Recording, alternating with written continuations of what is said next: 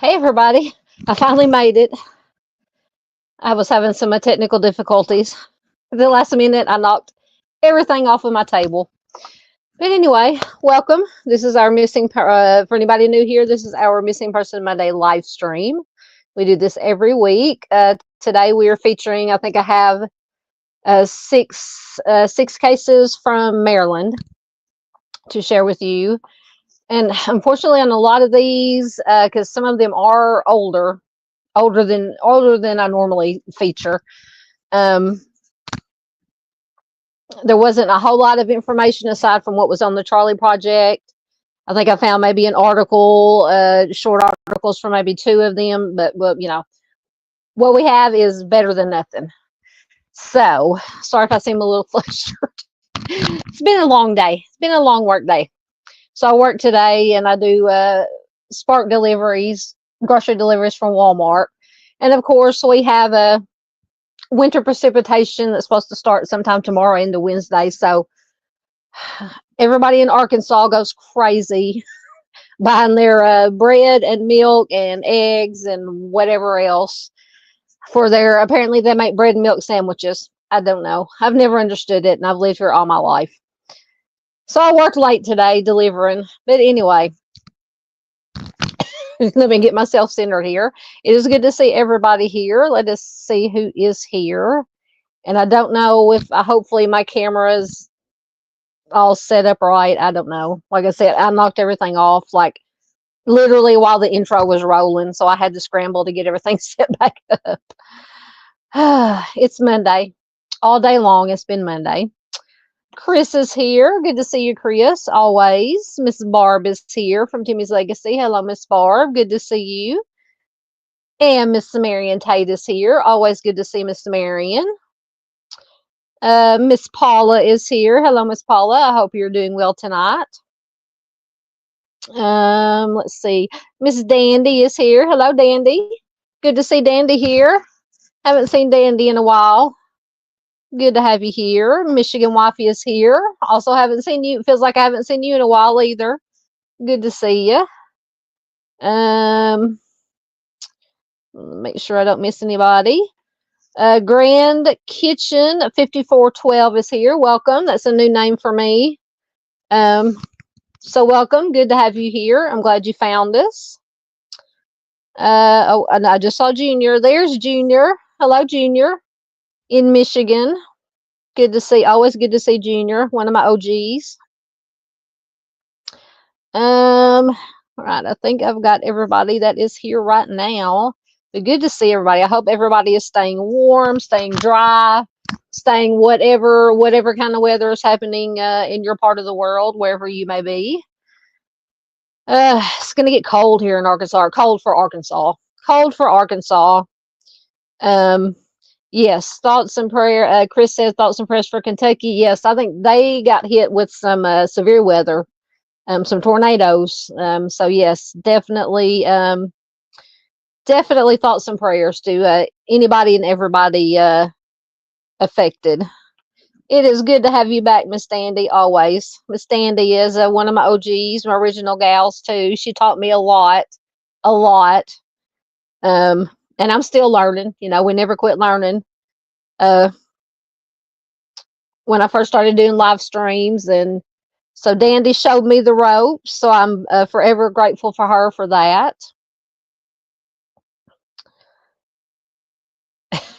Michigan Wifey says, I wake up at the crack of darn foolishness, so I fall asleep early. Yeah, you and Junior, Junior gets up at what I call it the butt crack of dawn.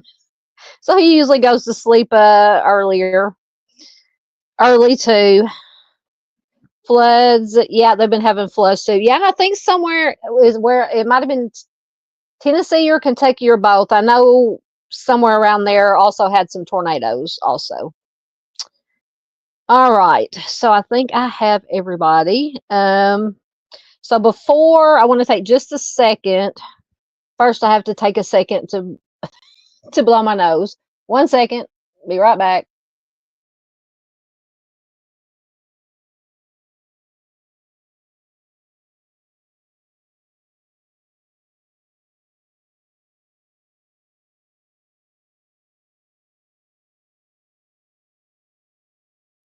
Okay, sorry. I'm telling you, the weather here has just got my sinuses just all out of sorts. When it's, you know, we have a couple of days of like 60s and 70s, and then we're back down in like the highs in the 40s, and it just tears up my sinuses. There's Miss Doris. Oh, well, okay. So Tennessee had tornadoes, Kentucky's had floods. Okay, thank you, Chris. There's Miss Doris. Good to have you here from New York. Always good to have Miss Doris here. Oh, Mino D. Well, everybody watch out. Mino Dino's here. He says, howdy, all can't stay long. Hey, Dean, good to see you here. That's all right. Stay as long as you can. You can watch the rest on replay. But it's good to have you here, Dino. He's one of our night owls. Miss Doris said it is so cold in New York City. I can imagine. There is Mustang 65. Hello, welcome. Always good to have you here, Mustang. All right. All right, I think I've got everybody so far. So let me mark right there. Really quickly, before we go into our Maryland cold case missing, I do have, if I can get my screen to share, we do have a couple of, cancel. I got to find the article first. We do have a couple of endangered missing teenagers from here in Arkansas that I wanted to share for anybody who might be watching in the Arkansas area. And then if we have time at the end, we may talk a little bit about the Sophia Franklin, because that case also does have ties to Arkansas. She is from Beaver Dam, Wisconsin, but the predator that she is with is from Arkansas. So we may talk about that. If I can find the right article, hold on, give me 1 second, guys. I'm trying to find the right article for these missing teens. Okay, so this first one, is a female, and I'm going to share screen. Mariah Talavera. Let me see if it will share my screen. And this is from here in Arkansas.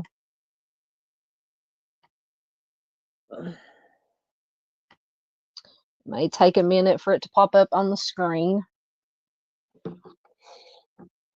if at all, because my farm signal looks like it's really weak right now. So I hope. All right, so let me get back down to this is Mariah. Mariah Talavera. So Mariah, the Little Rock Police Department has asked for the public's help in finding Mariah. According to reports, 16-year-old Mariah Talavera is 5'4" tall, around 110 pounds, with dark hair and eyes. That's about all the information we have right now. Anyone with information regarding her whereabouts is urged to contact Little Rock detectives at 501-404-3016 or 501-404-3009 or 501-371-4829. And once again, this is a picture of Mariah. And I will, after we get done here, I will clip the pic and the information, and I will put it on my community post here on YouTube and on Facebook. So that is Mariah. So that is our first one. So let me stop sharing that one and find the other one. Oh my goodness, what happened? StreamYard just disappeared. Oh, there it goes. Okay. Let me find the other one really quickly. Get the right one.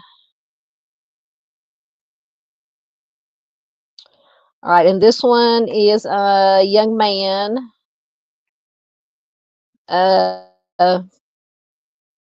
Bentley Graves. So let me share his picture.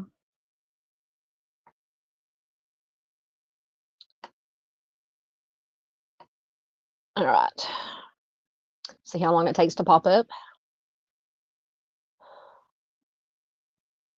Get it down here where you can see when it does pop up. Get some of these ads closed. Come on, you can do it. There we go. So this is Bentley Graves. So the Garland County Sheriff's Office, which is Garland County, I believe, is just west of Little Rock. Garland County Sheriff's Office is searching for Bentley Graves. He is 15 years old. He was last seen in the area of Babbs Drive in Garland County on February 12th. So it's been, what's today, the 16th? 4 or 5 days that they've been looking for this young man. He is a white male. He was wearing dark colored sweatpants, a hoodie, and black shoes. Doesn't give height or weight for him. So anyone with information regarding Bentley's whereabouts is urged to contact the Garland County Sheriff's Office at 501-622-3660. Once again, there's his picture. It'll cut, there we go.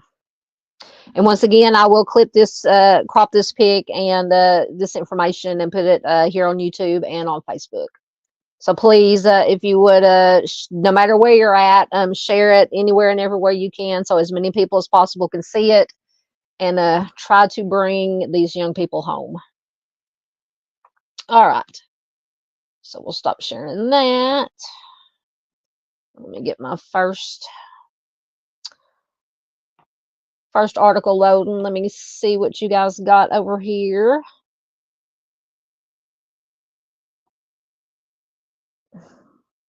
I know everything's probably going to be lagging tonight because my signal is not that strong. Get back down to where I was. Right there. Okay. Yes, it's always good if you please, and anybody with wrenches, a lot of people here have wrenches, can throw in, or Miss Barb can do it herself, throw in channels. Timmy's Legacy, if you've not heard, if you're new here, I have not heard of the case of Timmy D's. Miss Barbara Hall is Timmy's mother. She is fighting for justice for Timmy, a warrior. Lots of good stuff on her channel, so please do check it out. Oh goodness, Miss Dora says it is in the single digits over on the East Coast where she is. Yes. Yes, Miss Barb did make it for our Monday night date. Our Monday night date. Absolutely. Thank you, Mustang. Justice for Timmy D's. Absolutely. Oh, goodness. Junior says in Michigan it's 10 degrees and feels like -2 going down to 3 degrees. Too cold for me, sir. Yes, Chris says the Sophia Franklin case infuriates me. Oh, yeah. Oh, yeah. And I dug into the Arkansas court documents the other day because he does have, and like I said at the end, since it might not take us too long to get through these cold cases, since we don't have a lot of additional information, I dug into the court records, Arkansas court records, because Gary Day, who Sophia Franklin is with, is from Arkansas. He has numerous child abuse charges on his own children. He is not he is a bad dude. He is a very bad dude. So I'm hoping Thursday I was going to do a live stream to talk about just Sophia's case in this case and get all the information out, but something came up and I wasn't able to do it. But it is very infuriating. Ooh, Dino says it is -8 where he is. Absolutely. Thoughts and prayers for Sophia's family. So I'm going to make sure I don't want to miss anybody. Make sure nobody snuck in on me. Thank you. Hey, Miranda. Miranda snuck in on me. Hello, Miranda. How are you, dear? Good to see you. Thank you very much. There is the link to Timmy's Legacy. Also, please check out Miss Paula. Ray of Sunshine, Miss Paula is. Please check her out. All right, I think I'm caught up again. So we will get into our Maryland missing persons. And I believe I have 6 cases tonight.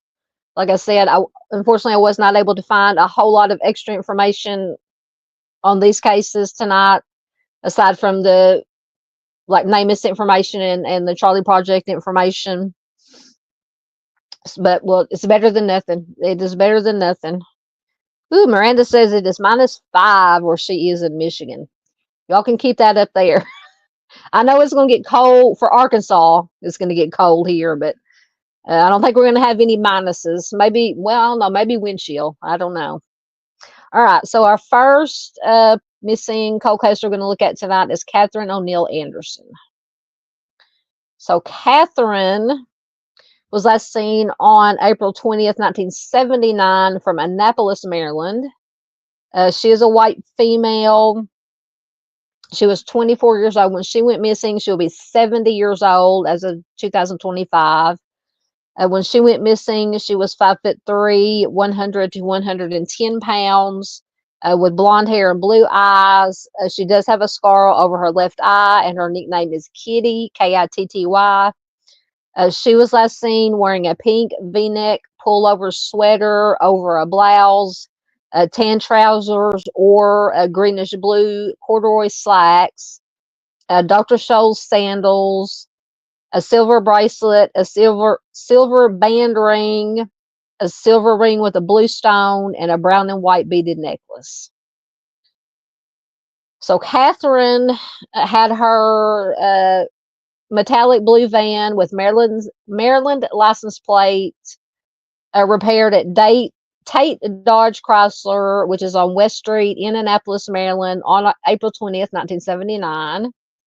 She returned to the dealership later during the day to retrieve the vehicle. She was supposed to drive it directly to K&K Seafoods in Chester, Maryland, where she worked as a waitress there. But apparently, from what I understand from this Charlie Project information, after she picked up her van from the dealership, she never made it to K&K Seafoods and was never been seen or heard from again. It says that she was normally a very reliable worker, and her boss became concerned. He or she contacted police when she did not arrive at work and did not call to say that she would be late or absent. Catherine's van was later found at a shopping center parking lot in Glen Burnie, Maryland, and I don't know how far away from each other all these places are. It says from the mileage log, investigators determined it had been driven 45 miles between the time it left the dealership and the time that it was parked in this shopping center parking lot. There was no sign of Catherine at the scene, unfortunately. It did not say, as far as this Charlie Project information, if there was any sign of struggle or anything of that nature, or if anything any personal items were left in the van.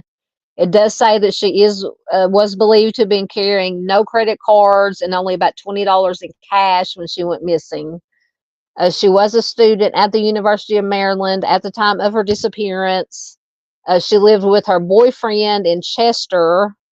Her parents lived near Boston, Massachusetts. Catherine and her boyfriend were scheduled to travel to Pennsylvania for a family reunion a few days after she disappeared. Her case remains unsolved, but it says that authorities believe that she may have been taken against her will.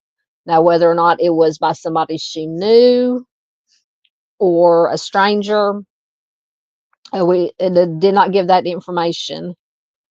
So if you have any information regarding Catherine's case, you can call the Maryland State Police at 410-290-0050. I don't think I had, could not find any additional information on Catherine's case aside from, the databases, NamUs, but they all had the same basic information. All right, let me see see if anybody snuck in on me.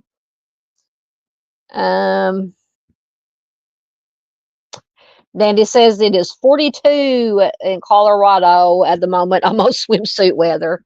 Yeah, for you guys in Colorado, most definitely. Goodness gracious. Hey, Melissa Wildcard, good to have you here, my dear. Always good to have you here.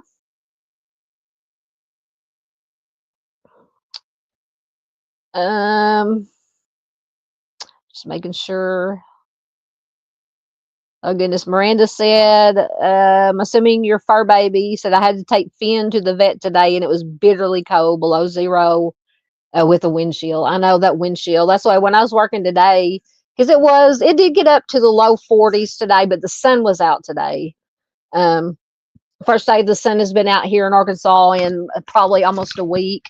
It's either been just cloudy or raining and cloudy.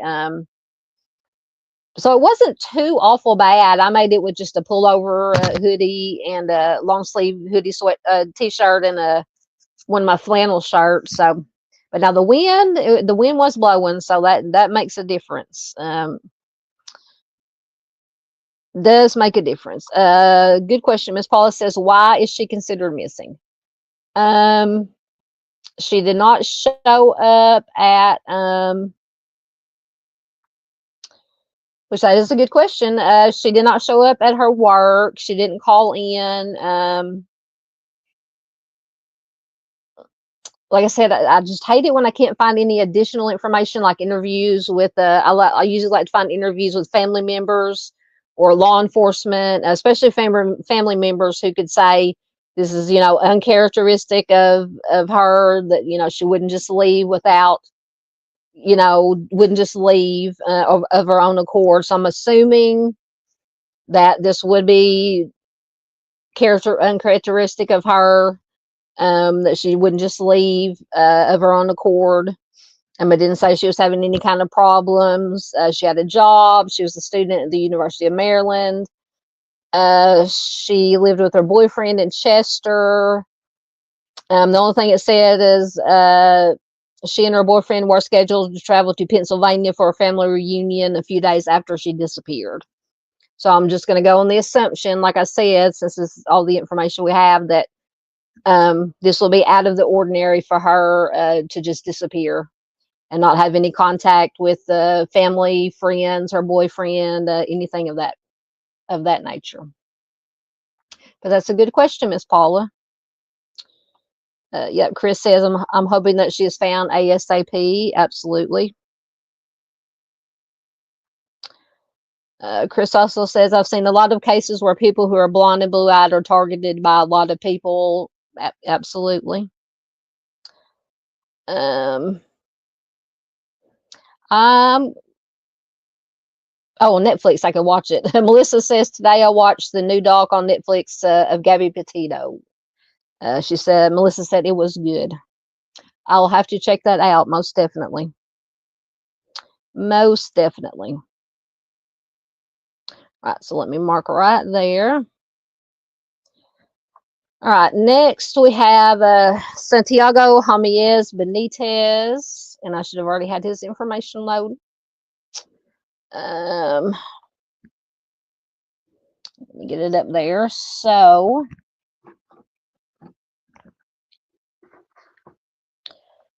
Santiago was last seen on October 6th of 2001 from Potomac, Maryland.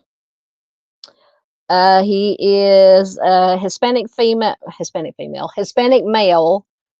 He was just 25 years old. He was 6'1" to 6'9", 190 pounds, with brown hair and brown eyes. He has tattoos of his last name, Benitez, across his back and his chest. He has a tattoo of 3 dragons on his left leg. He has a scar under his left eye. And some agencies spell his middle name Jaime. So Santiago resided in the 81. Sorry, my foot was itching. So Santiago resided in the 8100 block of Inverness Ridge Drive in Potomac, Maryland. He spoke to his family members on August 6th of 2001 and said that he was planning to visit a friend in New York. After that, he has never been seen or heard from again. He never arrived at his friend's house as expected in New York. His family says it is uncharacteristic of Santiago to leave without warning. He was driving his silver 1999 Mercedes CLK 340 with the Maryland license plate JWN 591 at the time of his disappearance. He was reported as a missing person on February 5th of 2002. So let me check. So that was about 3 or 4 months after he was last seen. So that's a little bit strange. But it could have been someone may have thought he was somewhere else or with his friend. His family may have thought he was with his friend in New York, and his friend in New York may have thought he was still with his family. So that could account for the time lapse. His vehicle was discovered abandoned near Route 108 and Tucker Lane at approximately 9:45 a.m. on June 4th of 2002. So that is quite a few months after he went missing. It says the car was parked near the Montgomery County, Howard County, Maryland line. So investigators located evidence of a small fire at the scene. An accelerant had been poured over the vehicle. So that's not, get your red flags out. It says there was no indication of foul play, however, and bloodhounds or tracker dogs were not able to trace any scent away from the vehicle. There was no sign of Santiago at the scene where the car was found. And authorities said they have not uncovered any evidence of foul play in Santiago's disappearance, but they just rule his disappearance as suspicious.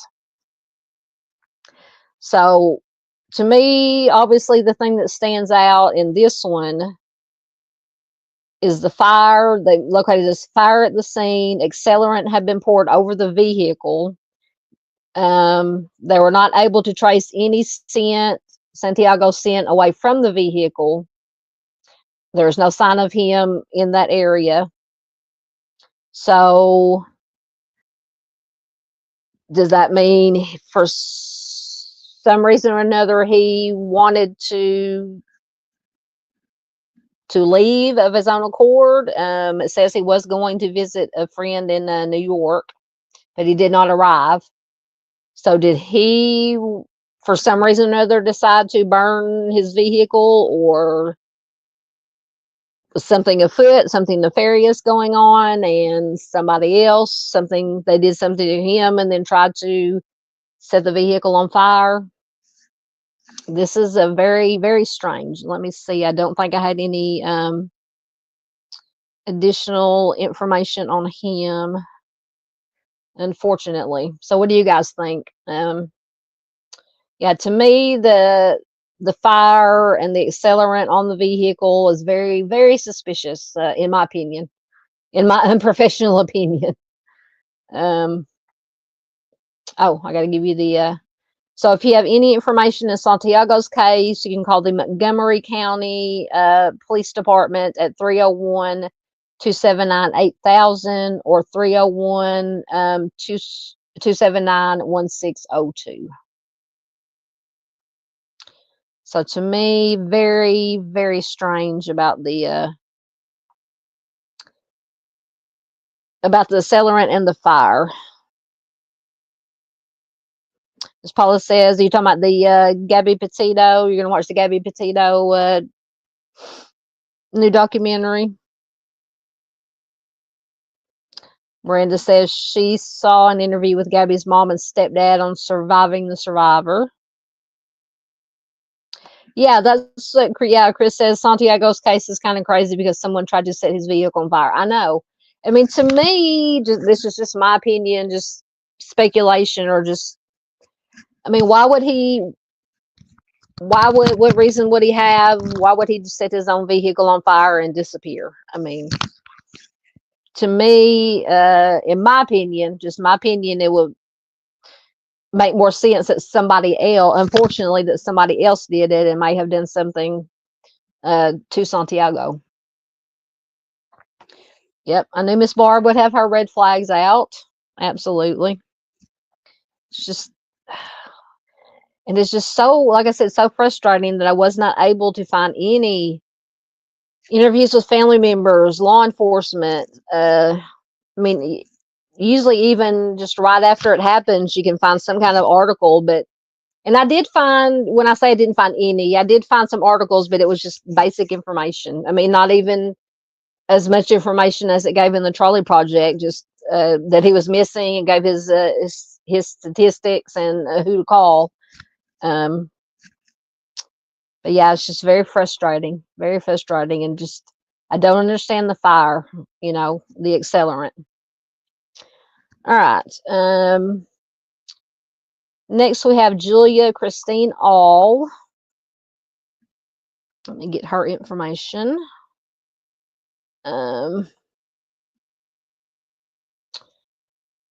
So Julia went missing on January 9th, 2001 from try to pronounce this right, Havre de Grace, Maryland.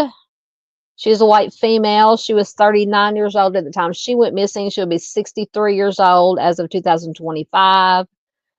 At the time she went missing, she was 5'2" and 165 pounds, with brown hair and blue eyes. She has a tattoo of a rose and a butterfly on her left breast, and a tattoo of a woman's face in the shape of a half moon under her right shoulder. And it says she may have broken her toe. The only thing it says last known wearing was a silver band type ring with a triangle design. It does say that she suffers from schizophrenia and she does require medication to control her condition, and that she also had a long-standing substance addiction. So Julia was last seen at the Maryland Transportation Authority office at the Haddam Bridge in Havre de Grace, Maryland on January 9th, 2001. She had gone there to visit her live-in girlfriend who worked there. It says the two women had a verbal argument, and Julia drove away. I lost my place. She drove away angry. After that, she has never been seen or heard from again. Her girlfriend did notify the police that evening that Christine did not come home, but an official missing persons report wasn't filed until January 12th. So she was last seen on January 9th, so 3 days later. She never picked up her last paycheck from her job, which was at a Pet Boys auto parts store in Bel Air, Maryland. She had only been working there for a few days before her disappearance. Her blue 1997 Geo Tracker disappeared with her, and it was found locked and abandoned about a month later on Pennsylvania Avenue in Baltimore City, Maryland. And it says this was an area known for illegal substance activity. Investigators did take the car into evidence. They examined it carefully. They found no evidence of foul play, no indication as to Julia's whereabouts. She had no friend, and it says that she had no friends or contacts in the Baltimore City area. So it's kind of weird that her car would be found there. Julia and her girlfriend did not have any history of DV in the relationship. Her girlfriend is not considered a suspect in her disappearance. It says her ex-husband, who now lives in Georgia, has also been ruled out as a suspect. It does say that Julia did lead a somewhat transient lifestyle before her disappearance. She had no credit cards or bank account in 2001, making it very difficult to trace her through financial, like use of a credit card.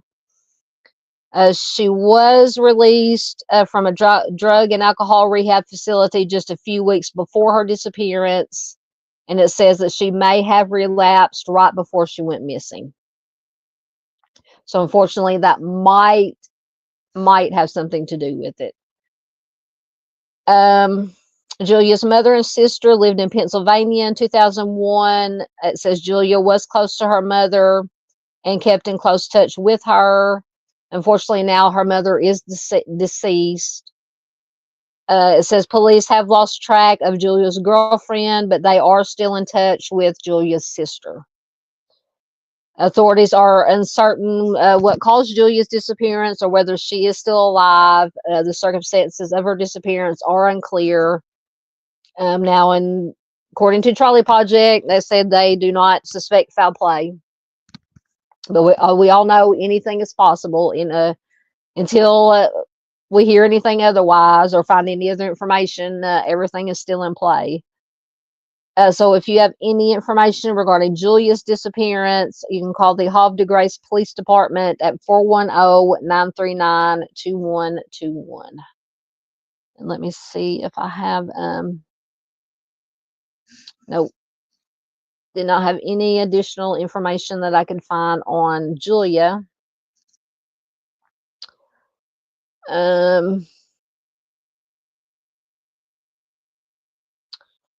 All right, just making sure I'm caught up in comments. Okay. All right. Next, we have Robert John Bornos. And get his information. There we go.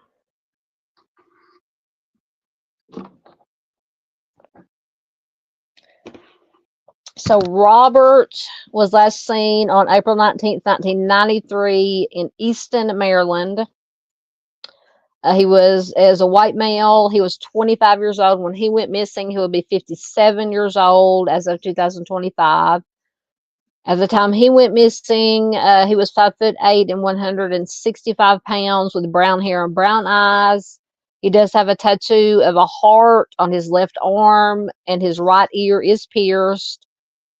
He wears eyeglasses with dark brown plastic frames. His nickname is Link, and some agencies reverse his first and middle name, as in John Robert Bornos instead of Robert John Bornos. He was last seen wearing a white t-shirt featuring the rock group The Who, blue jeans, white tube socks, and orange and white Nike sneakers. Robert had visited the Chop Tank Inn in Easton, Maryland on April 19th, 1993. He went out to celebrate getting a new job. He played pool with friends during the evening. He told his companions that he was feeling ill during the course of the game. He stepped into the parking lot, and he was last seen standing next to a blue vehicle.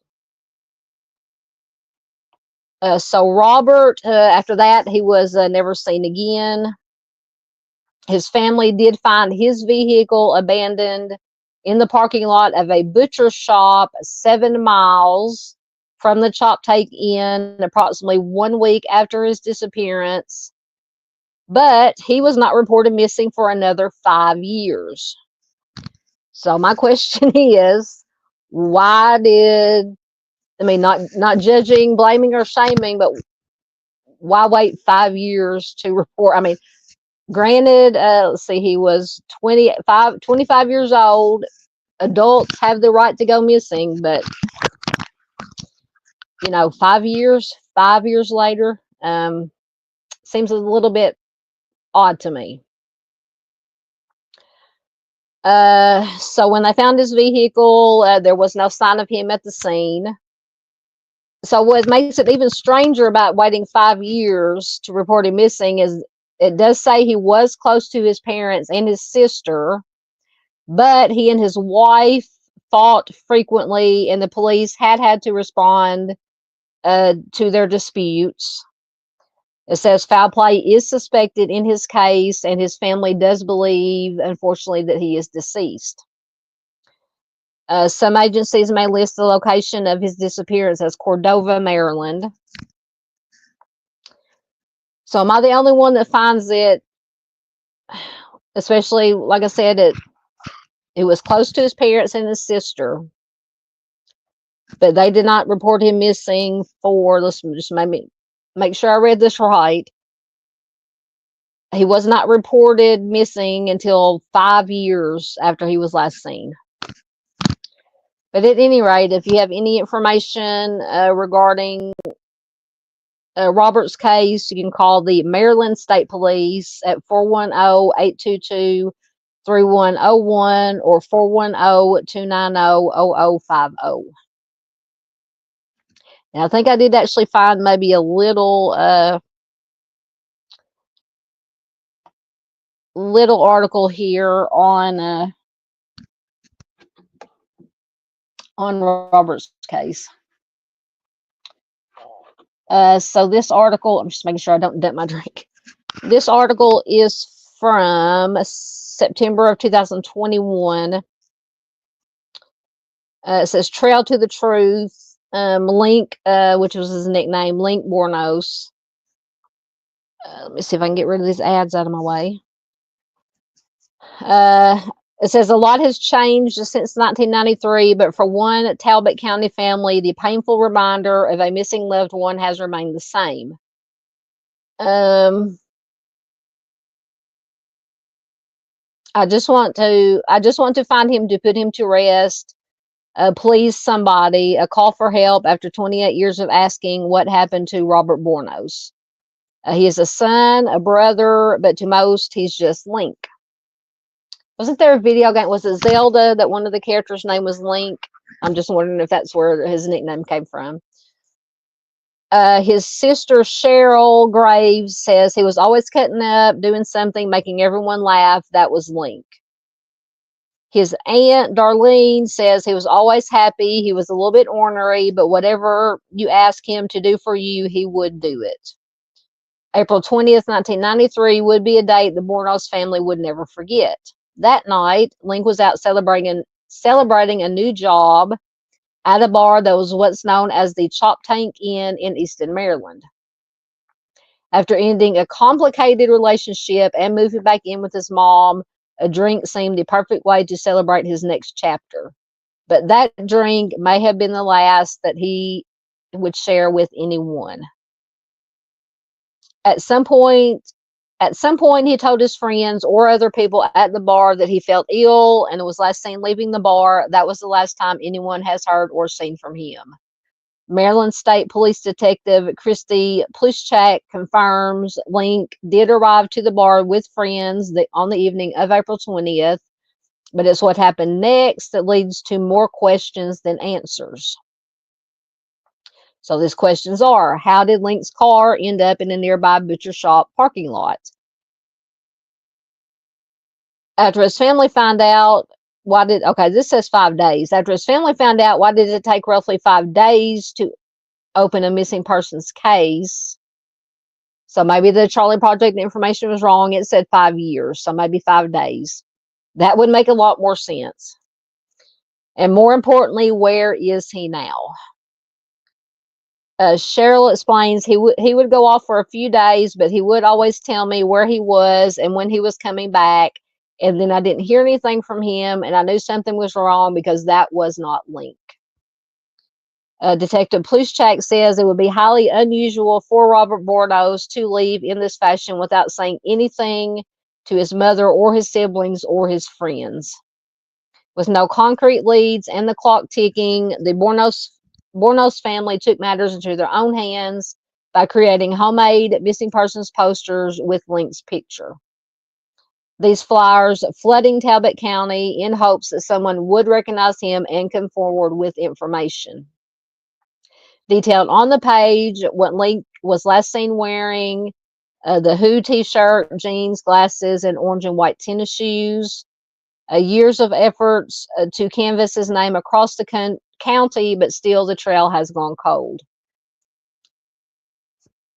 It's frustrating for any investigator not to close a case, especially one like this, to not be able to bring closure to the family, explain what happened, especially when we know there are people out there that know what happened to Robert. I still ride around looking for things like any sign of anything because you hear so many rumors. I would hear he was here, he was there, and I would ride by just to see if I could find anything. And this is according to one of his family members. And until 2019, Link's mother, Linda Blizzard, was the driving force behind the investigation. After 26 years of searching for her baby boy, Linda passed away without ever knowing why her son didn't come home. It breaks my heart. It's all I wanted for her. I would go everywhere with her to help find him, and we couldn't. It hurts, and it hurts bad, really bad for all of us. And if we could just put him to rest with my sister, that's all I want. When this article was written, it said this October would mark Link's 54th birthday, and with each year that passes, the family says they are losing hope. Lewis said, this might sound odd, but it would be a relief to me knowing that there was closure and he will be with his mother. Closure, which is a feeling the Bornos family has not felt for decades. Officer Pluschak says, I would love to close this case. I would love to bring closure to the family and his friends, especially after all of these years. Police say even the smallest tip could be the missing link to solving this case. If you know something, we always say it, if you know something, say something. If you saw something, say something. Officer Pluschak says, if you know something, it's just better to come forward, get it off your chest, because you may just be the help we have been waiting for. For now, the family won't stop searching, saying his name, and sharing his story until they find the trail to the truth. They say, I think we're keeping him alive by talking is what I think, even though we know he's not here, but keeping him in our hearts. It breaks my heart whenever I read these interviews with family members, but you got to keep that hope. So going back to, so this story said it was 5 days. So we don't know. Charlie information can be kind of sketchy. Charlie information or Charlie Project said 5 years. That, to me, that did not seem right. Apparently it was only 5 days, which makes a lot more sense. Let me make sure everything is kosher here. All right. Next, we have Bernadette M. Stevenson Caruso. Get her information up. How you guys doing out there? You're quiet. Hope everybody is staying warm.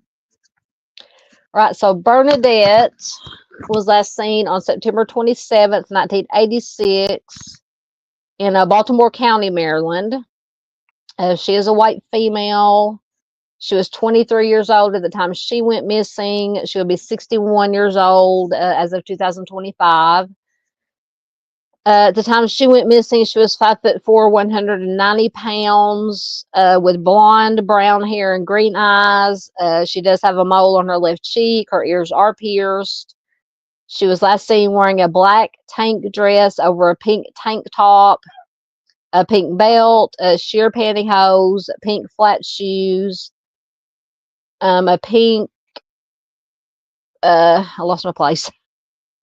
Pink flat shoe, a pink cotton jacket, and possibly small earrings, a gold necklace, and a wristwatch, which is either gold with a small band or had a Mickey Mouse face.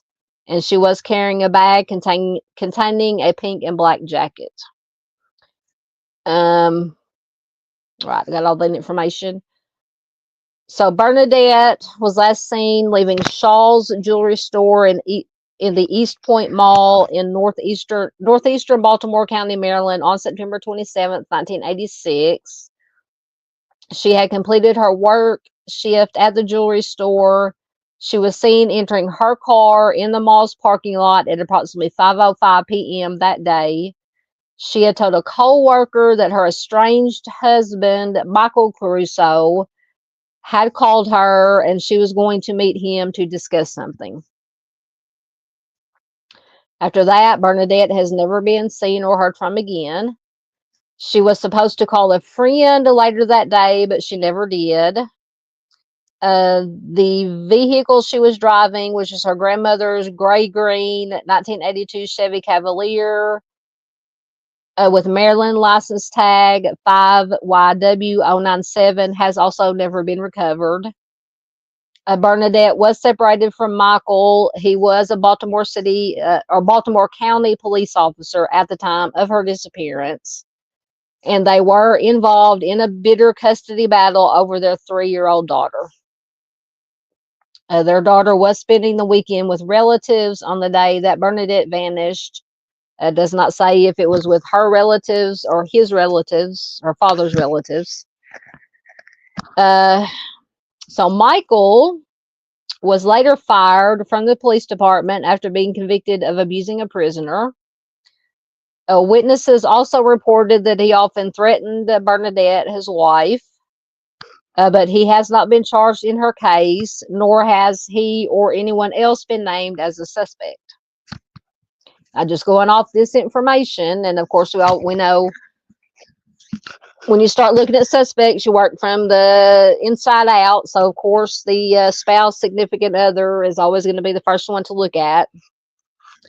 And to me, just given the fact that they were separated, going through a bitter custody battle over their 3-year-old daughter, Witnesses reported that he had hearing him threaten his wife. Just makes you think. You got to take it into consideration. So foul play is suspected in Bernadette's disappearance due to the circumstances involved. Her loved ones describe her disappearance as uncharacteristic of her, and they believe that she did come to harm. It says that Bernadette resided in the 4000 block of Rustico Road in Carrollwood, Maryland, in 1986, which is I believe the year she went missing. And her case remains unsolved, obviously. So if you have any information in Bernadette's case, you can call the Baltimore County Police Department at 410-887-3943, or the Maryland State Police at 410-486-3101. And I don't think I had... oh, maybe I did have an article on Bernadette. If it doesn't throw me behind the paywall. All right, and this is from the Dundalk Eagle, and it is from actually February of 2025. Let me make sure it didn't throw me. Oh, man. Hold on. Oh, I thought it was going to throw me behind the paywall. It might still do.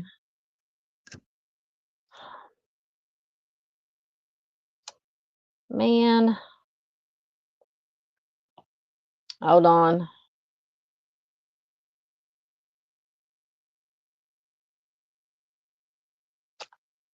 I'll see if it'll let me read it. See how far we'll get. Nope. Well, I thought I had an article, but it threw me behind a paywall. And it was an interview with her daughter. Dadgummit, I hate it. I hate it when those paywalls pop up. Anyway, so much for that. It's just so frustrating. All right. All right, so next we have James Arthur Cole. Let me get his information.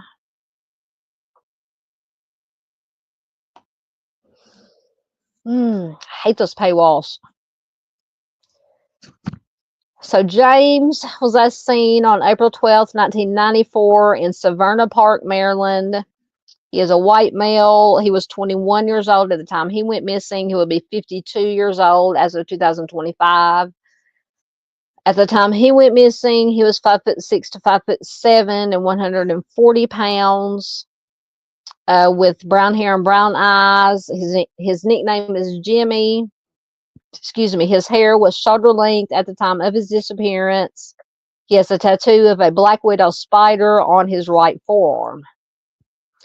He was last seen wearing a burgundy and green baseball shirt, blue jeans, a green Loyola baseball cap, and new low-cut beige and black hiking boots. So James was last seen in Severna Park, Maryland, early on the morning of April 11th, 1994. The previous evening, he and his brother went to the now-defunct Shangri-La restaurant and cocktail lounge, then to the Gingerbread Man restaurant. Cole's brothers eventually went home, and Cole returned to the Shangri-La in the 500 block of Ritchie Highway. He left at around 1:30 a.m. alone. They said he was visibly intoxicated, and he was probably en route to the home that he shared with his parents, which was on Hodges Lane, which is 4 blocks away from the Shangri-La restaurant and cocktail lounge. But he never arrived home. He never arrived there. His family reported him missing 24 hours later after they searched for him in the neighborhood without finding him. A witness who knew him claimed that he saw him buying coffee at a Taco Bell restaurant near Ritchie Highway and Jumpers Hole Road in Pasadena, Maryland, a month after his disappearance. This sighting has never been confirmed, and his parents do not believe that it was him. So James left behind all of his belongings. He had no money with him, or he left behind all his belongings and money. His girlfriend spoke to him on April 10th and said he was in good spirits at that time. His parents and brothers now live in Texas. He is a graduate of Severna Park High School. He was employed by K&J Maintenance Company in 1994. He never picked up his last paycheck. And this is the interesting and just also frustrating part too. Because James was adopted, it took more than a decade for police to locate his biological relatives to obtain a DNA sample for comparison with unidentified bodies. So they lost a whole 10 years. His family never believed that he left of his own accord because he was happy with his life. He was close to his relatives. He did have a serious relationship with his girlfriend, whom he had been seeing for 3 years. His case remains unsolved. So if you have any information regarding James's case, you can call the Anne Arundel County Police Department at 410-222-3588. And I think the only thing I had with him was turn on my camera for a minute. Apparently they did do a search, and this article is from April of 2012. It says search dogs comb Severna Park for clues in James Cole disappearance. It says search teams joined by specially trained dogs combed a wooded area of Severna Park. Oh, it's going to make me sign in. Hold on. Monday morning in search of clues in the case of a man who disappeared in 1994. Anne Arundel County Police and volunteers. What is ads keep popping up? Police and volunteers searched an area of the Baltimore and Annapolis Trail in an effort to find possible clues in the April 12th, 1994 disappearance of James Arthur Cole, who left a Severna Park restaurant at around 1:30 a.m. Oh my God, these ads. And Arundel County Police Detective John Gosda said there have been no new developments that lead us to believe he is up here. This is just based on, for lack of a better term, a hunch. It's an area that was not checked, so we're checking it again. When asked if police suspected foul play in Cole's disappearance, Detective Gosh just says, well, we don't know for sure, but it has been 18 years and nothing has come up, which is highly unusual. Search dogs spread out to begin searching in a wooded area north of the command post set up that had never been searched before. Others were sent south along the B&A trail. They will work for hours on end, and generally their reward, your paycheck comes at the end of the week. Their paycheck is when they find something, talking about the dogs. They might have a ball reward, they might have a tug reward, and that's their paycheck. They will work for hours to get that, said Dennis Ciesla of Chesapeake Search Dogs. Irene Harris of Delmarva Search Dogs says, I like helping people. It gives me a chance to help somebody who might not otherwise have some sort of closure to their family missing. Detective Gosh just says they are volunteers. They're donating their time. We are so grateful to have them and to be able to use them. I cannot express my gratitude enough. Police said the search did turn up some items of interest. That potential evidence will be sent to the lab to see if it pertains to the Cole case. Once again, if you have any information regarding the investigation into Cole's disappearance, contact Anne Arundel County Police. So that is just a little bit about they did do a search. All right, let me see. Get back over into comments. I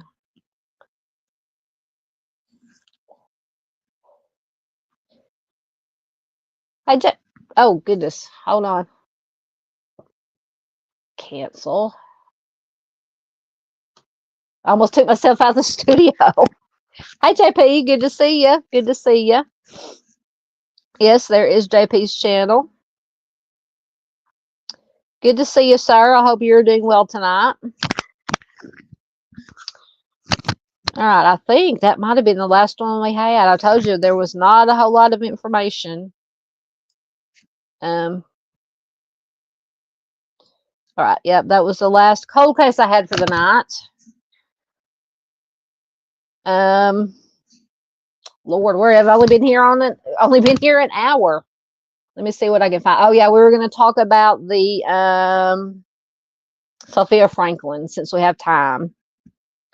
But anybody who does not want to stick around for some information about Sophia Franklin, thank you so much for watching. Please hit the like button on your way out.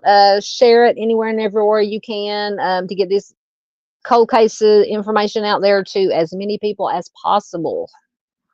Thank you, replay crew, if you're watching replay.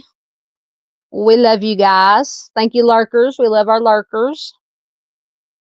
How you doing, JP? Have you been in the studio? You said the other night you were going to be in the studio. All right, let me keep pushing the wrong buttons. Yes, lurkers. We have lurkers. We love our lurkers. We love our lurkers. All right, let me see. Let me take that down, and I think I still have. If I can get everything to work.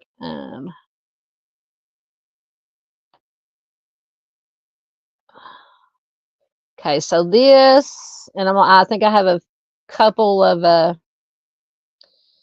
This is just basic information. This is concerning Sophia Franklin, who is missing out of Beaver Dam, Wisconsin. Does have Arkansas ties. Gary Day is a resident of Arkansas, and last I heard, they could be in Arkansas, they could be in Missouri, because I believe Missouri has now put out an Amber Alert for Sophia. There is an Amber Alert still in Arkansas for Sophia. But on the very left hand of the slide is Gary Day, 40-year-old white male, 5'7" tall, 165 pounds, with balding blonde hair and green eyes. He is known to be and Sophia is 3 months pregnant. Gary Day is known to be the father of the unborn child. The middle there, the red, is Sophia Martha Franklin. She is just 16 years old. She is a white female, 5'9" tall, 100 and, trying to read this little writing, 186 pounds, brown hair, blue eyes. Like I said, she is 3 months pregnant. And on the very right of the slide is the car, the 2014 black Buick LaCrosse that they're believed to be traveling in. Could have a Pennsylvania license plate, could have an Arkansas license plate, could have a totally different license plate by now. But just be on a lookout for 2014 black Buick LaCrosse with either Pennsylvania, especially if it has a Pennsylvania or an Arkansas license plate. So that is the basic information.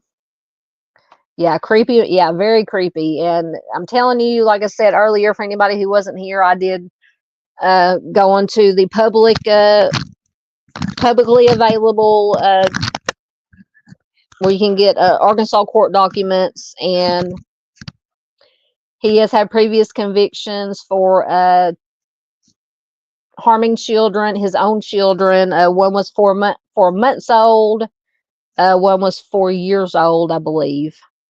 He does have a history of luring young girls. Yes, it is a sickening case, Dandy. Absolutely. Hey, Sunday Doodles. Hello, good to have you here. Good to have you here. Good to see you.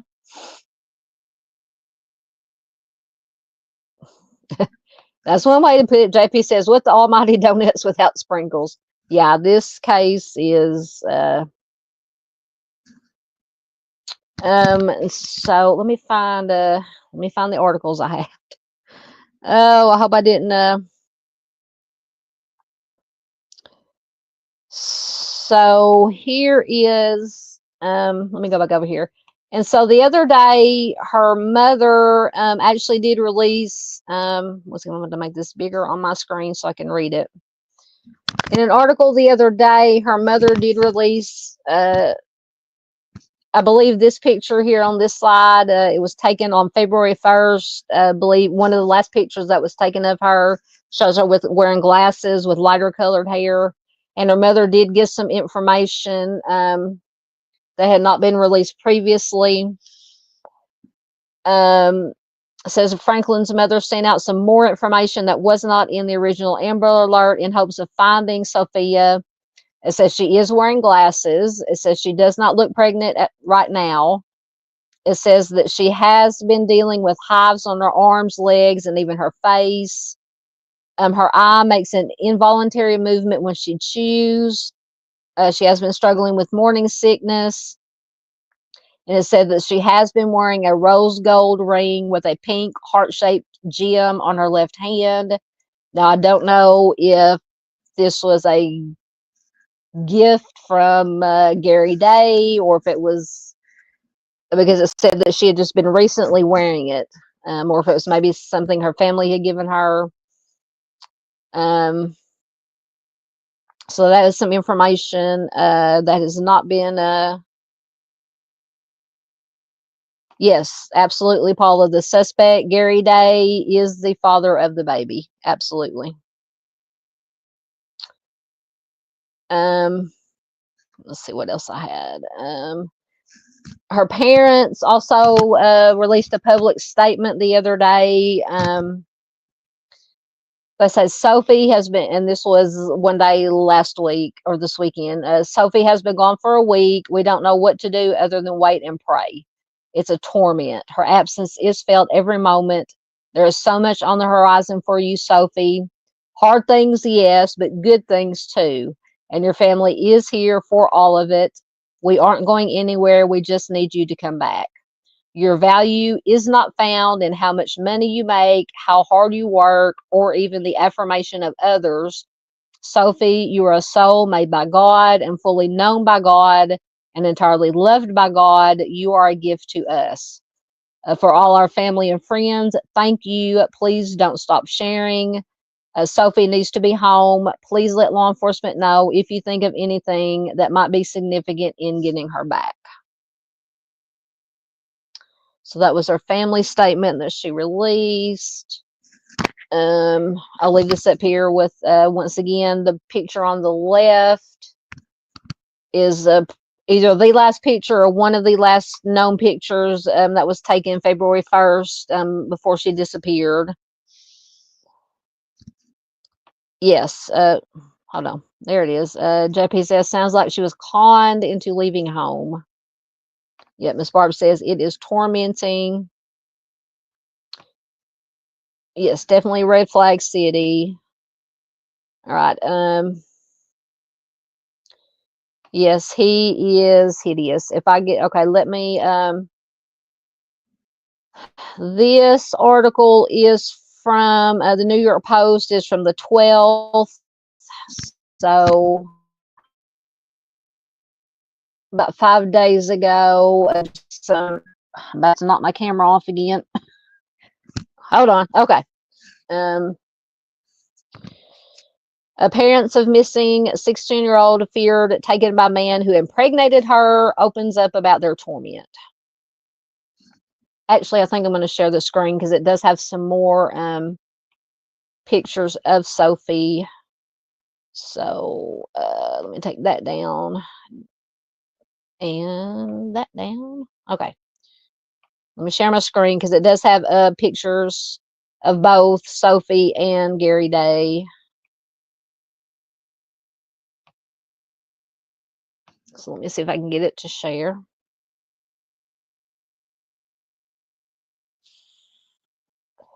It's trying.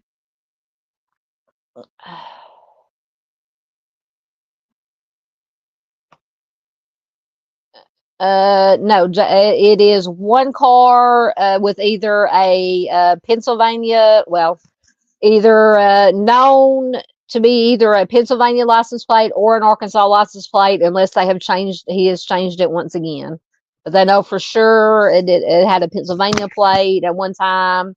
He switched it. Yes, he switched it to an Arkansas plate apparently, and he could have changed it again. Unfortunately.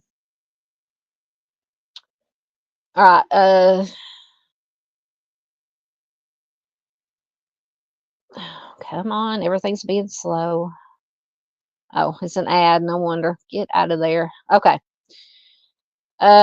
So parents of missing 16-year-old fear taken by man who impregnated her open up about their torment. The parents of Sophia Franklin, a Wisconsin teen believed to have been abducted by a man who got her pregnant, have opened up about the pain of not hearing from her in more than a week. And there is a picture of her. Now, this is a picture I had not seen before.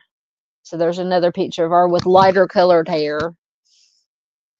Authorities believe that Franklin, 16, is with Gary Day, 40, the father of her unborn child, despite living more than 700 miles away in Arkansas, according to an Amber Alert issued on February 3rd that remains in effect.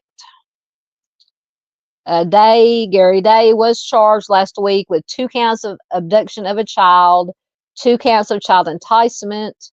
While he does not face charges for impregnating her because the age of consent in Arkansas is 16. Now, I don't know how well it does explain here. He does have a history of harming children. He is on probation for endangering a child, his own children. Her parents, Sophie's parents said in their statement on Facebook, quote, "There is so much on the horizon for you, Sophie. Hard things, but good things too, and your family is here for all of it. We aren't going anywhere. We just need you to come back." The teen's parents urged others to alert law enforcement to any information they may have that could help bring their daughter home. Once again, from their statement, it says, quote, "Your value is not found in how much money you make, how hard you work, or even the affirmation of others. Sophia, you are a soul made by God, fully known by God, entirely loved by God. You are a gift to us." And this is the, for lack of a better word, scumbag, Gary Day, the predator abductor. Here is another picture of Sophie. If the ads will go, okay. The ads keep popping, or the thing keeps popping up in front of it. So Gary Day is thought to have driven some 700 miles from his home in Cabot, Arkansas, which actually is not that far from where I live. Probably about a 15 to 20 minute drive from where I'm at to Cabot. I have spent a lot of time in Cabot. When I was doing home health caregiving, I did a lot of work with clients in Cabot. So he drove 700 miles from his home in Cabot, Arkansas, to snatch the teen from her family's Wisconsin home, according to police. The teen, who is 3 months pregnant, somehow secretly stayed with Day at his home for the last 6 months of last year, 2024, while her family thought that she was with a friend close to them in Beaver Dam. Now, I just don't understand. Once again, no blaming, shaming, absolutely not. I mean, was this friend helping hide the fact that she was, I mean, she had to have been, you know, hiding the fact that Sophia was actually 700 miles away in Arkansas when all this time her family thought that she was with this friend in Beaver Dam. It's just infuriating. So Sophia was found in December of 2024 by officers, and I believe this is in Arkansas, conducting a probation check on Day, who noticed someone running out the back door, which was Sophie. After Sophia was brought back home, Gary Day began bombarding her with messages starting on January 26th, threatening to harm himself because they were apart. And this is according to the Journal Sentinel. And then here's the picture that has been circulating that's on the posters, the missing Amber Alert posters. Oh, this case just makes me sick. So Sophia went missing again last week after a man appearing to be Gary Day was spotted on a doorbell camera near her family's home, officials said. Police described Sophia, once again a white female, 5'9" tall, weighing about 186 pounds, with brown hair and blue eyes. Once again, Franklin and Day are likely traveling in a 2014 black Buick LaCrosse, though police stressed that they were switching out license plates. So once again, it could be a Pennsylvania license plate, it could be an Arkansas license plate, or who knows. So once again, anyone with information is asked to call 888-304-3936 or 911. So let me take this down, and I will put the slide back up. I do have a couple more articles. Oh, no, wrong one. I want to put that one back up. So we have let me get caught up in your comments right quick. Yeah, I think I answered this, but no, yeah, one car, the black Buick LaCrosse with either Pennsylvania license plate, Arkansas license plate. Yeah, so either way, they're, yeah, most likely fictitious plates. Hey, Klein, welcome, sir. Good to have you here. Please do check out Missing Black People, The Forgotten. Excellent channel, and Mr. Klein does an excellent job. And yes, he is right. I'm assuming you're referring to Gary Days. Klein says he is a piece of crap. I wholeheartedly agree. JP says he is a sicko maniac. Oh, I might bring up, I'm not going to put him on screen because it has the children's name and the addresses and such. Just to what he did to this piece of crap did to his own children. As far as I know, unless something has come out lately, I don't think he has changed cars. Now, he could have, but I searched for the most recent articles. Oh, everything turned blue on me. Yes, Klein says you have to be a sick individual. Absolutely. Yes, he is definitely a stalker predator, JP. Apparently, he likes to stalk young girls and abuse his own children.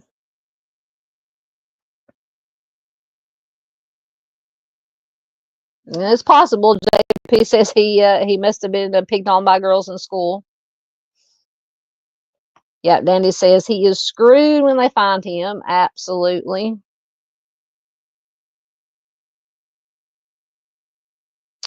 Chris says he needs to be facing charges of impregnating her. Yeah, but most likely if she spent those, what they say, the last few months of 2024 here in Arkansas, most likely is when she got pregnant. The age of consent here in Arkansas is 16. So technically, even though in my mind, in my opinion, it is wrong, technically it is not illegal because of the age of consent here in Arkansas. Paula, it is Central Arkansas. Cabot is northeast of Little Rock. So it is in Central Arkansas. Like I said, a Cabot is 15 or 20-minute drive from where I live. I know Cabot very well, very well. Yeah, Dandy says age of consent in Wisconsin is 18. Yeah, but like I said, if they think that she was most likely got pregnant here in Arkansas, age of consent is 16. Yep, JP says he took advantage of her innocent naivety. We'll put it that way. Absolutely. Yep, that's one way to put it. He's definitely something.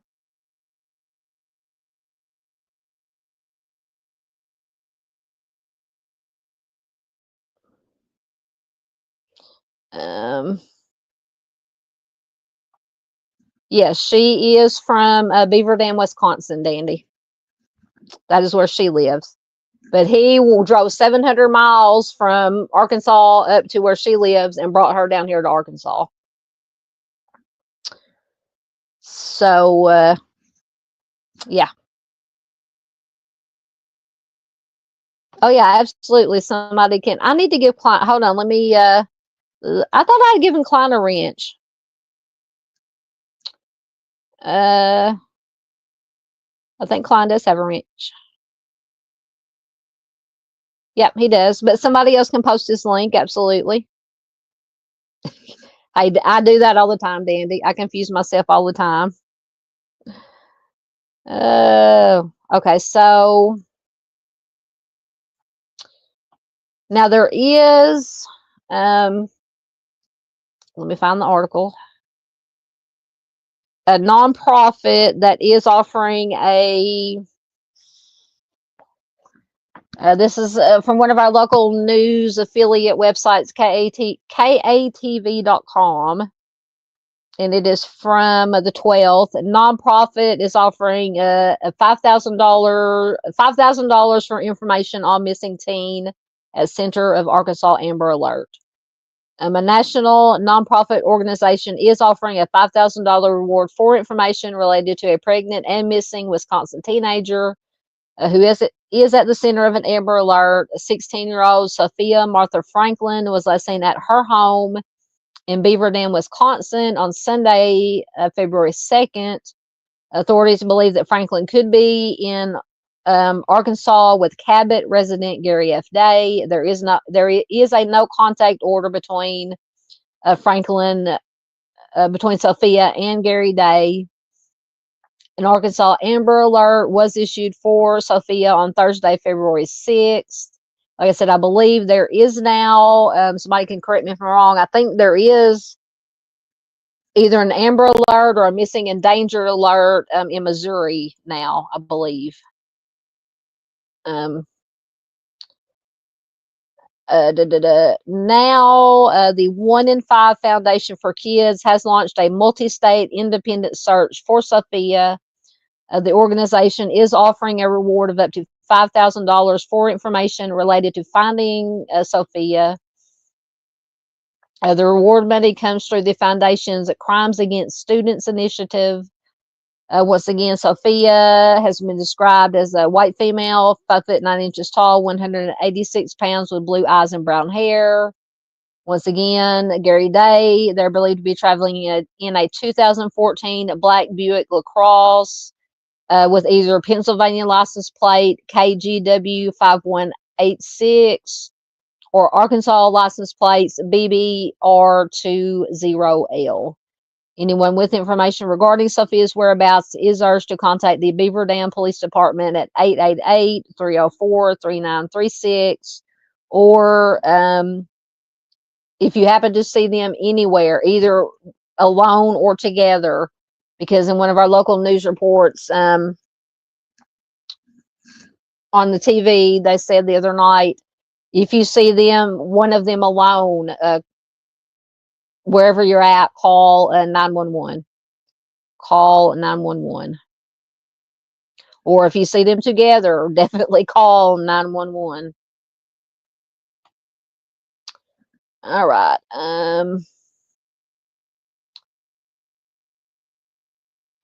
Klein is Missing Black People Not Forgotten. That's Mr. Klein's channel.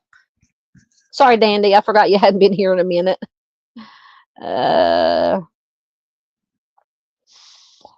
Yep, that is Mr. Klein. He has a wonderful, wonderful channel.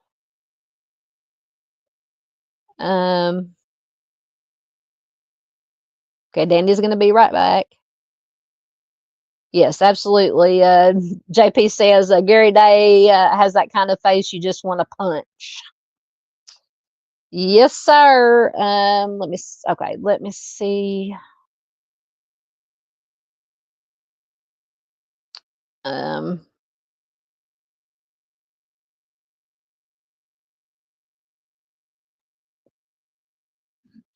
Let me see if I found an article, although I do have the court documents. I did download them. Let me go back. Thank you, Miss Dandy. Yes, there is Klein's link. Thank you so much, Miss Dandy. I'm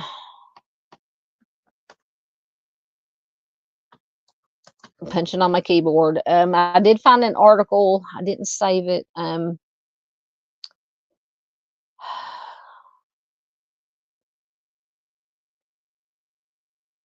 Okay, maybe this will work.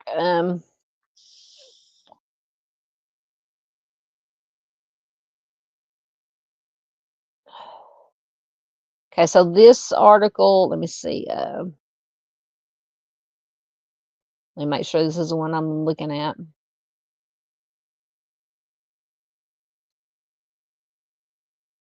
Okay. So this article is from WBAY.com. Just some background information on the scumbag here. And this is from February 6th of 2025.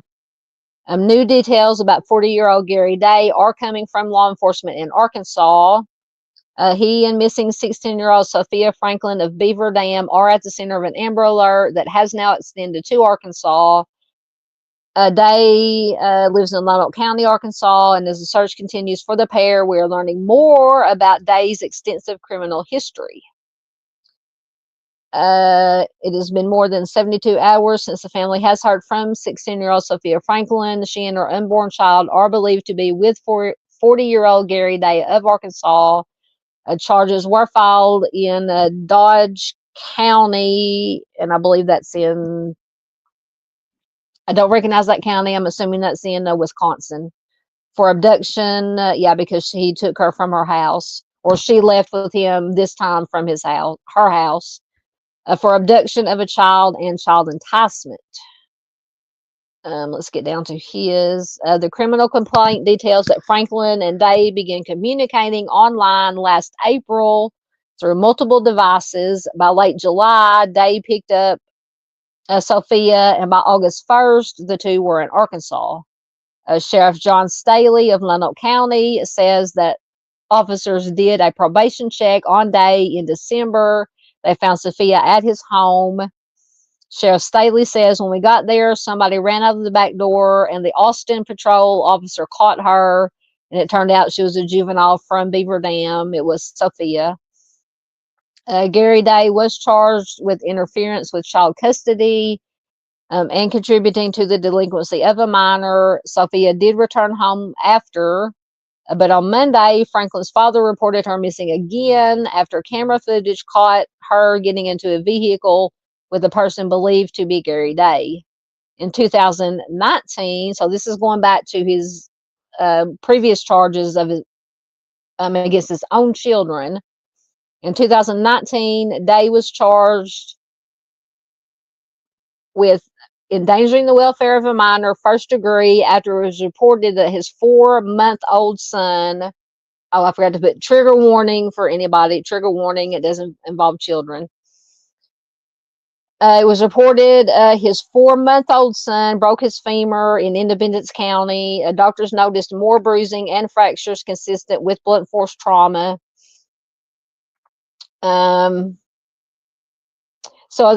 If I remember correctly from the story that they gave from reading the court documents was that somehow this 4-month-old child's leg got caught in the drain of a sink, which they did go to the house after somebody. I'll have to go back to I may do a separate recorded video reading his court documents. But they did a welfare check, or they took him to the hospital. The story was that just this little 4-month-old baby's leg just accidentally got caught in this drain sink, but when they went to the house, it was impossible because it had the guards on it where nothing could go. They checked all the sinks, bathroom sinks, kitchen sinks. There was no way that this child's leg could have got down any of the sink drains in the house, basically. But that was the story that he gave. Apparently his wife backed him on it. So a new petition in the case claims that Day broke several bond conditions, including lying about his relationship with a minor from Beaver Dam, which is Sophia. Sheriff Staley said, "I was shocked that this man is in Wisconsin again. I'll tell you this, that his family, his mother, tried to report him as missing. And when we got that call is when we were already working with the Wisconsin police."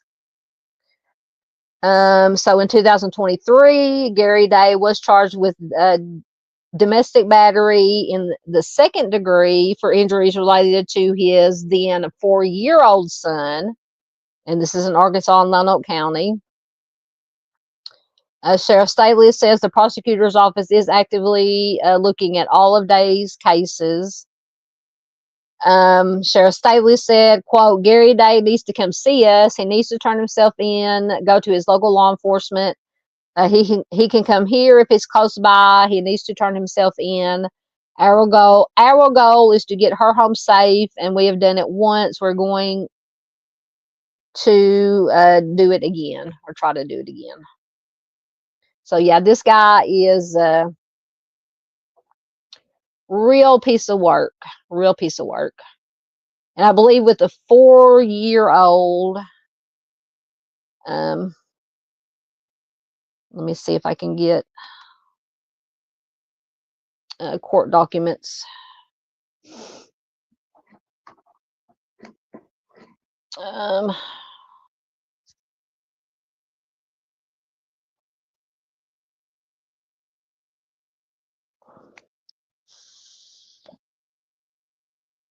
Okay, let's see. I said I'm not going to put these on screen. I may do a separate video, and so I can blur out the children's names and the address. So this is in reference to the 4-month-old. So once again, a trigger warning. I probably should. I always forget to put my banner up anyway. Trigger warning. All right, now let me get back over.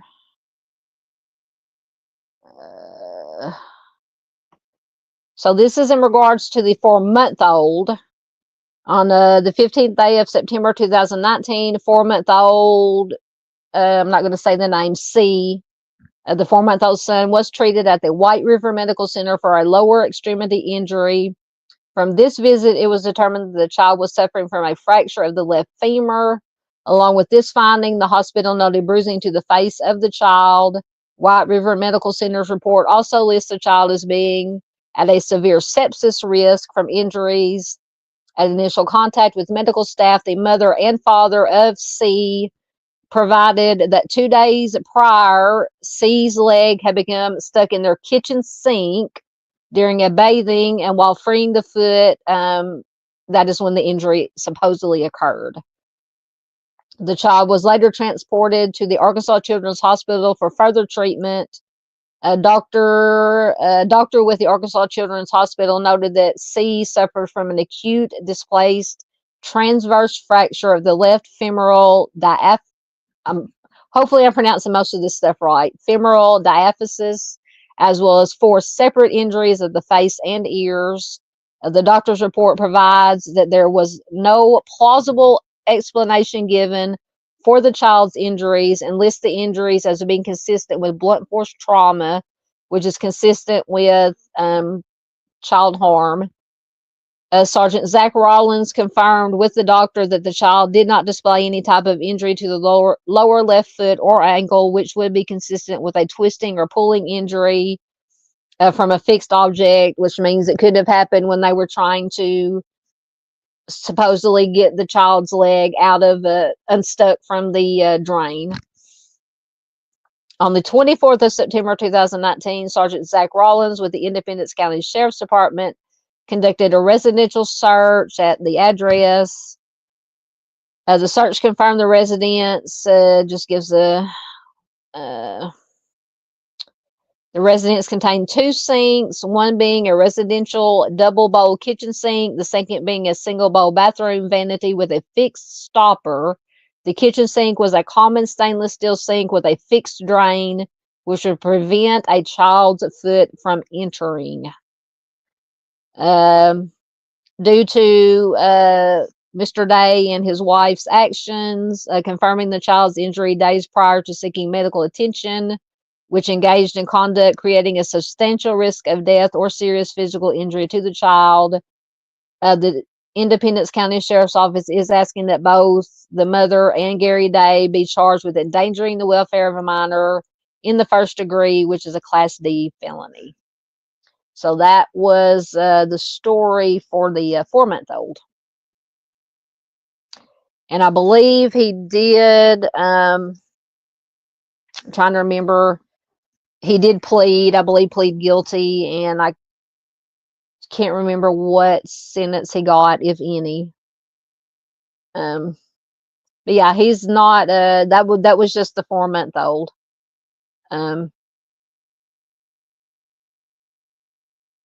Let me see.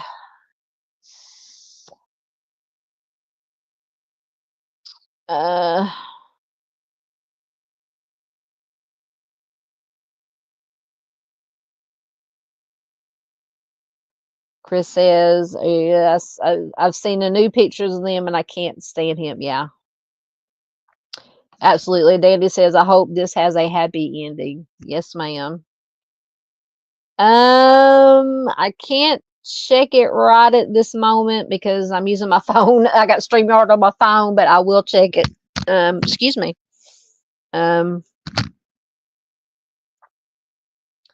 If you have something you sent me, you can put the link in the chat.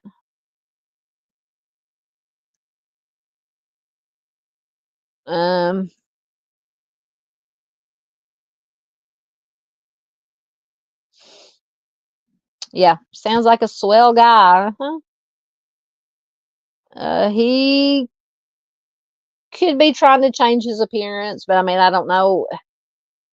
I guess he could put a toupee on or something and grow some facial hair. That's about it.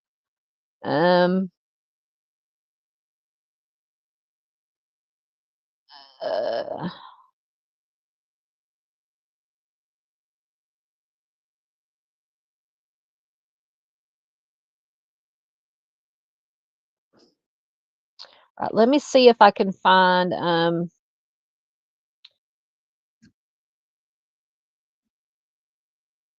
give me 1 minute. Because he also did have a charge for the 4-year-old son.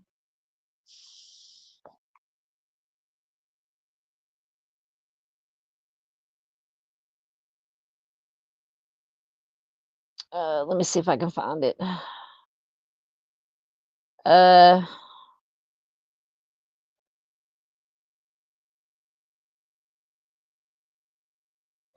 Okay, so this court documents is in reference to the 4-year-old son at the time.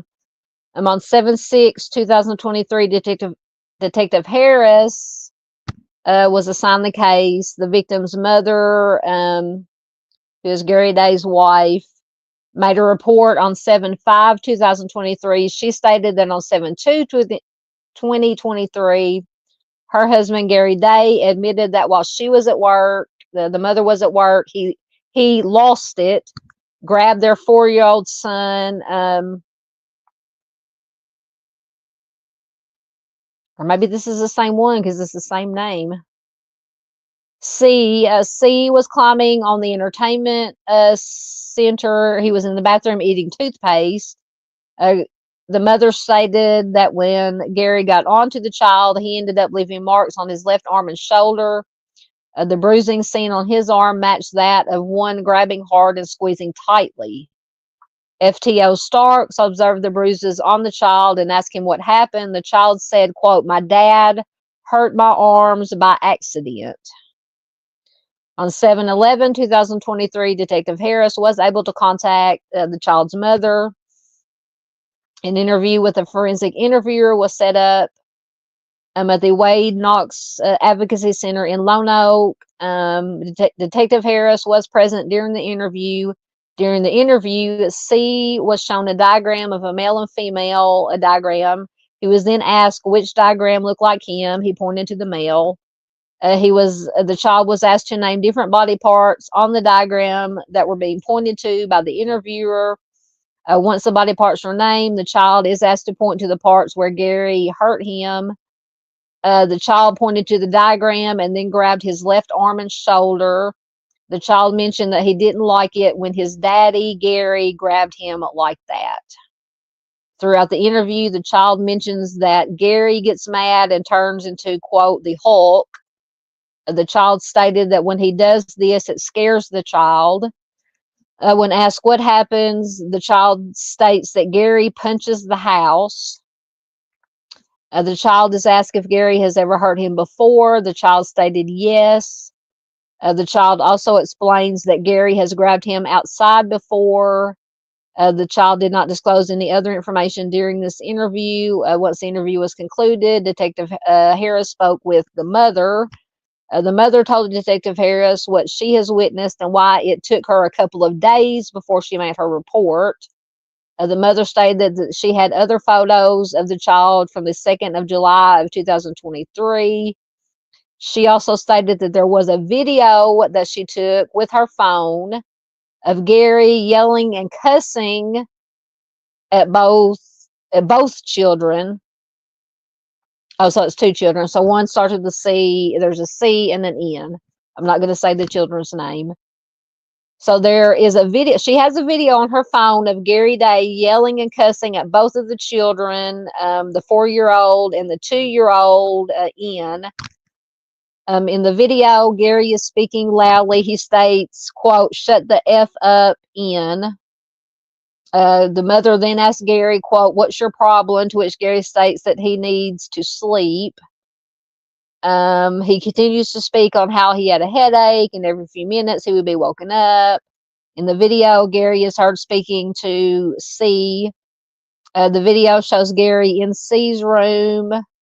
C is laying on the bed crying. Gary is bent over pointing at the child while speaking aggressively towards him.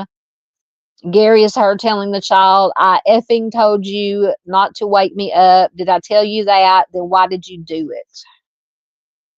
Gary stops talking to the C and the video goes dark. Gary is then heard telling the mother to get out of here. Gary says he is again, but this time he yells. He then stated that he was leaving. Shortly after the video begins to show part of the house again, a noise is heard. Grace, the mother, says, "Ow." Gary continues to talk and the video ends. Detective Harris attempted to contact Gary to get his side of the story. Detective Harris received a call from an attorney, and the attorney stated that Gary has hired him or did hire him, and that he advised Gary not to speak with Detective Harris. So that's just the two main DV charges against his children. And I believe he pleaded nola contendere or whatever that means. He took a plea basically in those cases. It's just he is a horrible, horrible person. Horrible.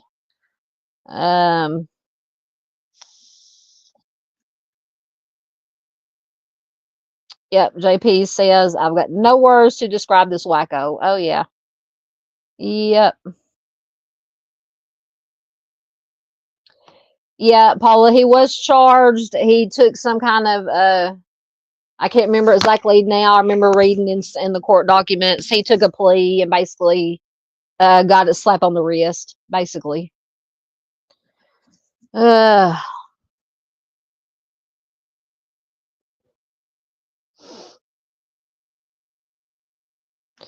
yes, Dandy says, so not only is he a pedo, he already abused other small children.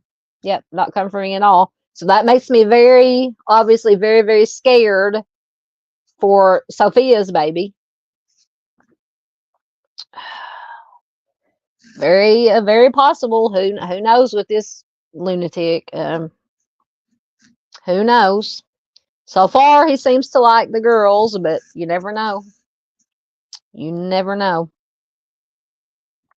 So yeah, he is a real piece of crap. JP says he's equivalent to a pinto bean. I wouldn't insult pinto beans like that, but I get what you're saying. Yes, Chris. Chris says he is a confirmed loser with a big L right on the forehead. As Paula agrees, absolutely. So it is, I mean, just imperative that find this POS and get Sophia and her baby, unborn baby, home safe ASAP. Let me see if I can find any other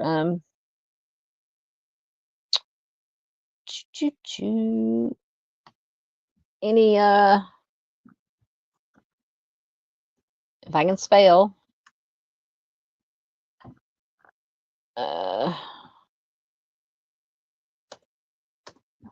if anything new has come out.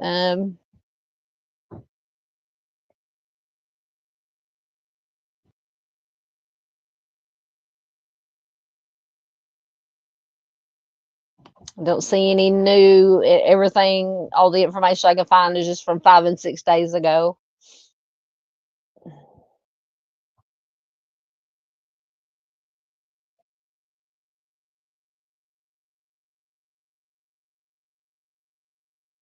I'm not seeing any newer information.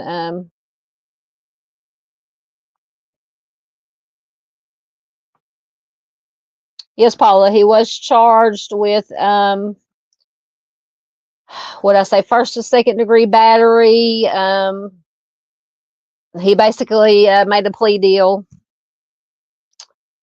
and I don't think if he served any time, it was very little time. He basically pleaded no contest to the charges. So let me see. I don't know if I. Let me see. Hold on. Let me see if I can find.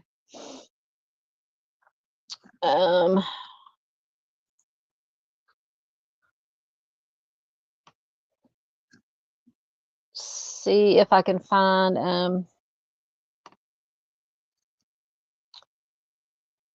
Let's see.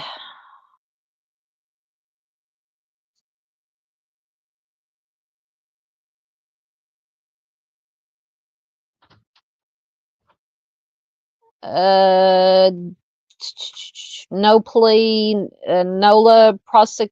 I can't pronounce this. Nola prosecui. Class C felony, domestic battery, second degree. Class C felony is what he was charged with. Disposition, Nola, PROSEQUI, whatever that means. Let me see if I can find.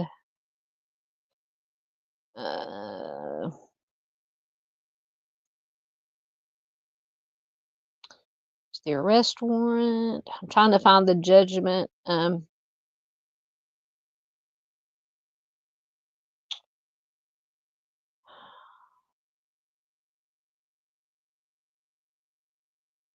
don't know. I've heard that Nola PROSEQUI. However you pronounce that. Let me see if I can find my oh, it's on my other. I got 2 different browsers here. Yeah, Danny says he's going to be serving some time once they catch him. Absolutely. Let's hope so. Let's throw, my personal opinion, I hope they throw him under the jail. Let me see if I can find my, close all that out.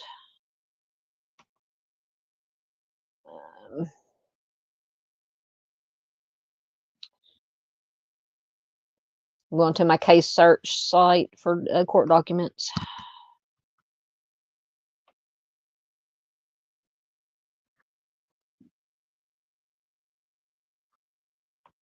Oh, hold on. Yeah, I accept.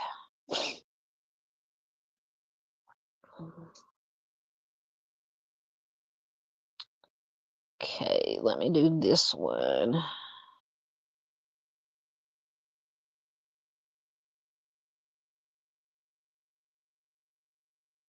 Oh, that's not the right one.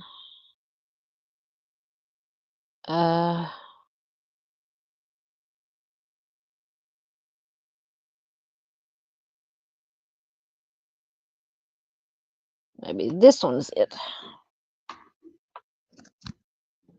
One second, guys, I promise.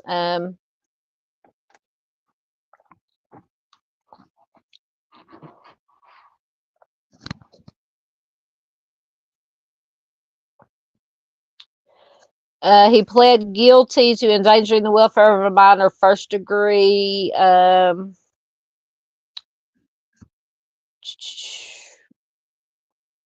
Just as disposition nola prosequi. He got probation, basically 72 months of probation. If I'm reading this correctly, sentence says probation 72 months. So he basically he got probation for pleading guilty to endangering the welfare of a minor, first degree. He got probation. And I believe that was the 4-month-old.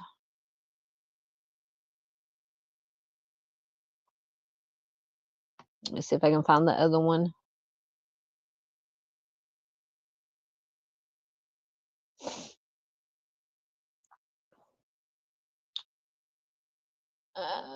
Let's see. So for the domestic battery second degree, which I believe was on the 4-year-old, it says there was no plea. Once again, that nolle prosequi, no sentence.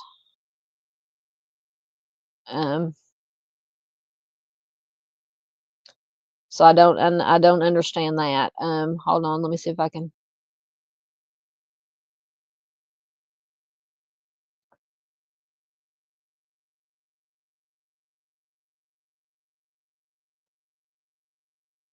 So apparently there was no plea and no sentence on that one.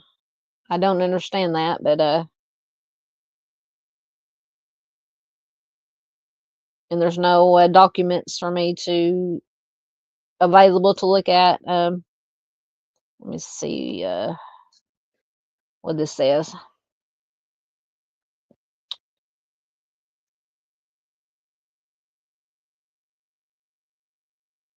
I want to know what this nola prosequi means, because it just says State of Arkansas versus Gary Day.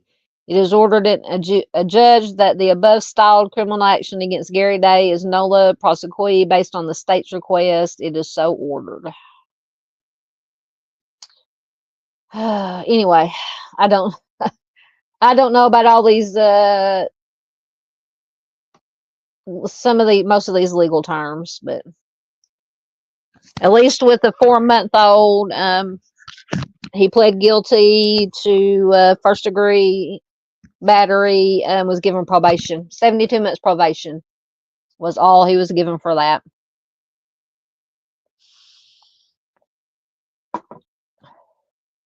So yeah, he's a piece of you know what. All right, let's see. All right, guys, we've been on here for 2 hours.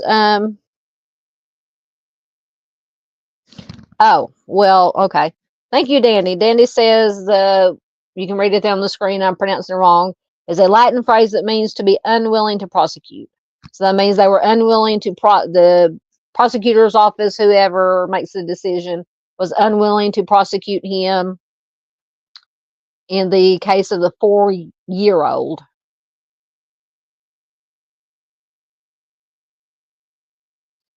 Dandy says, thank you, Dandy says, it's a legal entry made by a prosecutor or plaintiff to stop a criminal or civil case. So apparently in the 4-year-old's case, which was the one where basically he had bruises on the shoulders, he said daddy yelled at him and grabbed him by the shoulders. That was the one that they were not willing to prosecute. And then, like I said, in the 4-month-old with the broken leg, he pleaded guilty. Got probation, 72 months probation for that, and that's it. So, unbelievable.